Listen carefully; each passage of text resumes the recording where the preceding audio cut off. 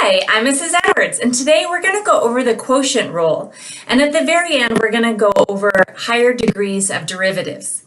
Now here, if you want to take the derivative of a fraction, you have something in the numerator, which I'm referring to as high, over something in the denominator, which I'm going to call low. So as you say this rule, it goes low d high, meaning that tick mark there, that's your derivative. So when you say it, it's d. So low d high minus high d low over low squared. You want to jot this down and say this to yourself multiple times today, and I'm pretty sure it'll stick with you. This is actually not unique to me. I learned this saying when I was in college, which was, I think, yesterday, okay, maybe 30 years ago, and it is still stuck with me. So low d high minus high d low over low squared. Say it with me just one time. Come on, humor me. Low d high minus high d low over low squared. Start low, end low over low squared. All right, let's put this rule to work. Let's use the quotient rule to find the derivative of g of x. The numerator, x squared plus x minus 1, that is the high, and the x plus 5, there in purple, that is the low. We're going to set up the derivative, so low d high minus high d low over low squared. Okay, next, I'm going to drop down the things that are not going to change. Okay, and then let's go ahead and take the derivative of that piece. The derivative of x squared is 2x. The derivative of x is 1. The derivative of the constant negative 1 is 0. So we end up getting 2x plus 1 there. We're going to have a minus. And then right there, the derivative of x plus 5, the derivative of x, that's going to give us 1. And then the derivative of 5, that constant, that's 0. So we get just 1. Now we've done the calculus. We have the answer to the derivative. We just want to simplify. So let's go ahead and FOIL those two together. And then we're going to distribute that negative through. And so we're going to get negative x squared minus x plus 1 all over x plus 5 squared. In the numerator, we want to combine the like terms, and we end up getting x squared plus 10x plus 6 all over x plus 5 squared.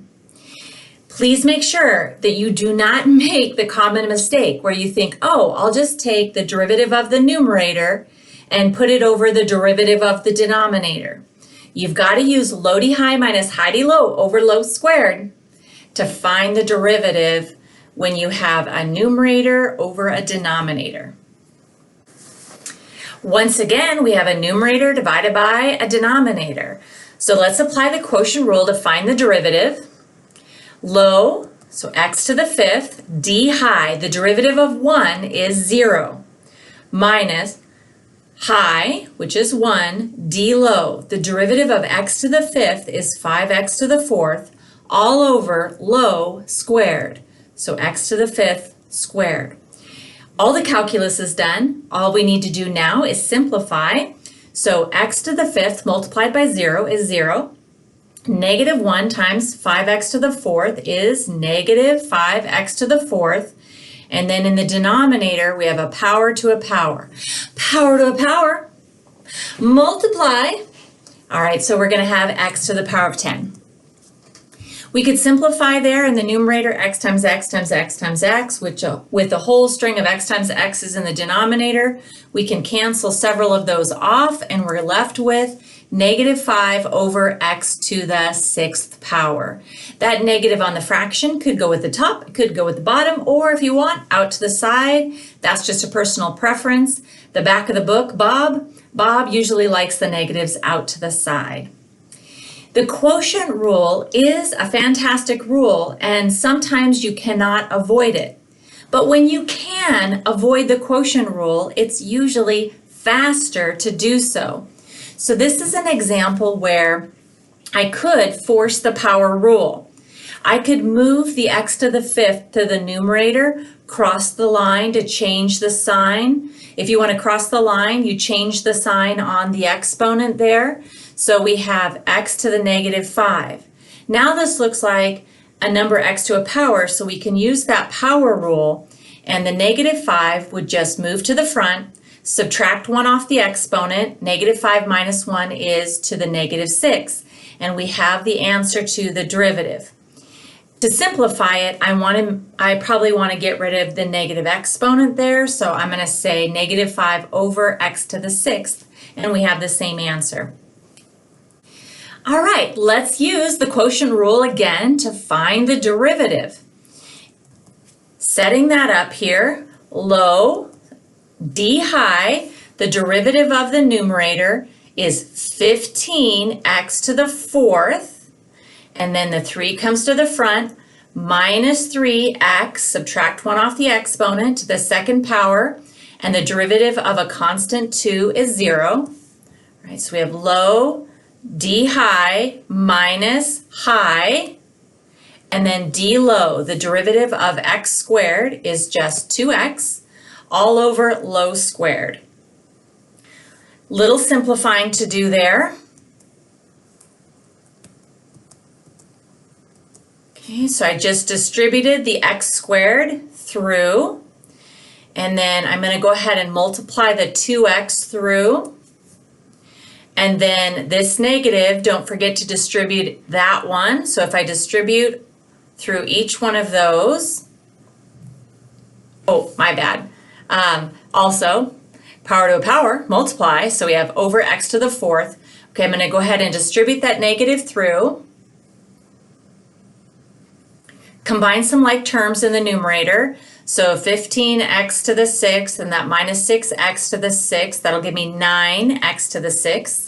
I have negative 3x to the 4th plus 2x to the 4th, so negative 1x to the 4th. And then I have minus 4x. A little bit more simplifying in the numerator, I could take an x out and cancel it with one of these down here.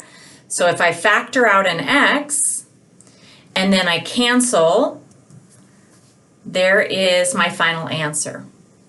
Okay, one more time. If you can avoid the quotient rule, which is not always possible, but if you can avoid it, it is faster. And one of the signs that tells you that it can be avoided is if you have a single term in the denominator. Notice here in our denominator, dividing by, our original just has a single term. In the numerator, we have 3 terms. So the first thing I look for when I see I have something divided by something, I think immediately, quotient rule. However, if there is one term in the denominator, I'm going to go ahead and avoid the quotient rule. Okay. Unless there's a trig function, but we haven't gotten to those. Okay, so the reason I can avoid it is dividing by x squared is the same thing as multiplying by 1 over x squared. So if I do that, okay, it's that x squared belongs to each one of those pieces, but that's because I am multiplying the numerator by 1 over x squared, and I have to distribute that. That's the same as dividing by x squared. Okay, do a little simplifying. And I move that x squared up to the top. Now we have a number x to a power, and we can just use the power rule. So the 3 here comes to the front, 9x to the second power. The derivative of minus x is just minus 1. And then here, negative 2 goes to the front, so negative 4x, subtract 1 off the exponent, to the negative 3. And we have our derivative. We may want to get rid of that negative exponent and just move this to the denominator. It only belongs with that negative 4. So there we have it. And we have our final answer. Notice that our answer using the quotient rule and the answer we got using the power rule, they do look slightly different, but they are equivalent. That's why when you check with the back of the book, sometimes your answer looks slightly different than theirs, even though yours is also correct. If I did want to force them to look the same, I could find a common denominator by multiplying this first term by x cubed over x cubed and this -1 by x cubed over x cubed. Then we could combine our numerators and we would have a match. Let's practice one more time. Setting that up, low, d high, so low is 5, the derivative of the numerator, minus high, d low, the derivative of the denominator 5 is 0, all over low squared, 5 squared. Little simplifying there, we're going to distribute this 5 through, and then all of that is times 0, so that's gone, over 25. Next, I'm going to go ahead and factor out a 5. I do know there's a 5 and an x in common, but the only thing I'm going to be able to cancel is the 5. So I'm just going to factor the 5 out, cancel, and my final answer is 4x cubed minus 2x all over 5. Now, I hope you're like screaming at the video saying, wait, you said if there's a single term, I should avoid the quotient rule. You are so right. I only did it just because we're practicing the quotient rule. Okay, but it's going to be much faster when you see a single term in the denominator. Dividing the entire numerator by 5 is the same thing as multiplying the entire numerator by 1/5. So if I multiply the numerator by 1/5, I would have that. And now with just a little tweak, we can make it look like a number x to a power. So dividing by 5 there is like multiplying by 1/5. It's all set up to use the power rule. Move the exponent to the front, subtract 1 off the exponent. So the 4 goes to the front, 4/5 x to the third. The 2 to the front, -1/5 times 2 is -2/5 x to the first. And then the derivative of a constant, 3/5, is 0. And we have the answer to our derivative. Notice it does look slightly different than the answer we got over here, but that's just because dividing by 5 is like multiplying the numerator by 1/5, so these are equivalent. It's kind of nice to see them both side by side as well, because if you check the back of the book, and the back of the book had maybe this one over here, and you had this one over here on the right, you want to know, be confident that your answer is also correct. Hopefully you now have the quotient rule down, low d high minus high d low over low squared. We're going to add one other quick topic, and that is just higher order derivatives. It just means that you can find multiple derivatives. Let's start with the notation. We know that f prime of x, y prime, and dy dx, they all mean the same thing. If I'm going to take a second derivative, the notation might look like that, and then a third. As soon as you get past 3, what they start doing is putting the number of derivatives inside parentheses as an exponent. So if you see a number inside a parentheses as an exponent, this does not mean y to the 4th power. It means the 4th derivative of y. And so then we would keep going past 3 and starting to use the numbers. Okay, so same thing here. We have dy dx would be first derivative. Second derivative looks like this. Third derivative, fourth derivative, fifth derivative.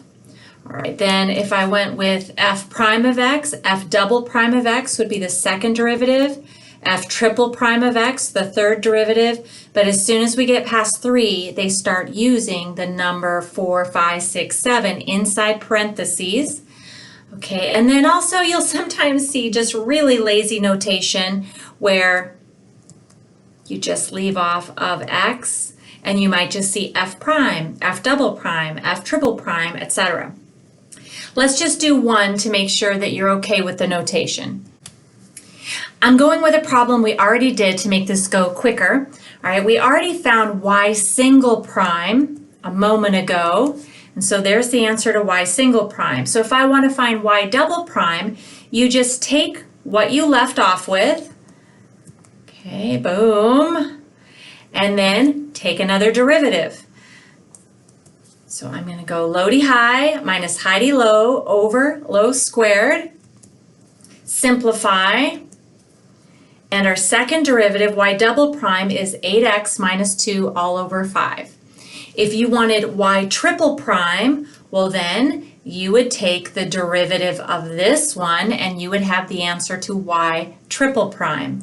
We could do that really fast without doing low d high minus high d low over low squared, right? This 5, dividing the numerator by 5, is multiplying by 1/5. So this right here is equivalent to 8/5 x minus 2/5. And the derivative of 8/5 x is just 8/5, and the derivative of negative 2/5 is 0. So y triple prime would have been 8/5. I think it's worth repeating one more time the quotient rule, low d high minus high d low over low squared. Start low, end low over low squared. And if you see two things that are being divided, you want to use the quotient rule. Unless you can save yourself a lot of time if you see a single term in the denominator, then multiply by its reciprocal so that you can use the power rule to make it go faster.